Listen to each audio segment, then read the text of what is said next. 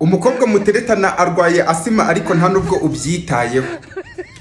Uri no gupanga na Saint Valentin erega ngo kuri Saint Valentin hari ahantu muzasohokera ngo munaharare. Arwaye asima ariko ntubyitayeho, buri gihe ahora muri utu buri gihe umwuka umushirana akora utwo tuntu buri gihe ariko nk'umusore ntabwo ubyitayeho. Umunsi umwe bazagushinja icyaha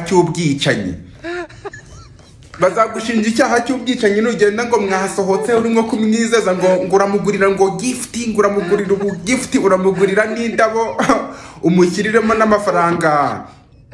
Hanyuma ukora ibyo uri gukora, ukora akazi kawe umwuka umushirane hanyuma uyoberwa ibibaye. Noneho nta n'igitekerezo ufite cy'ikintu ushobora gukora mu gihe cya emergence umuntu abuze umwuka.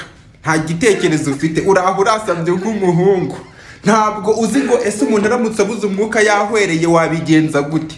Icyo urimo gutekereza ni ukumusohokana arangiza ukajya gukora ako kazi kawe. Bazagushinja icyaha cy'ubwicanyi ukoresheje nuclear weapon yawe iyo ngiyo uzaba uri gukoresha icyo gihe.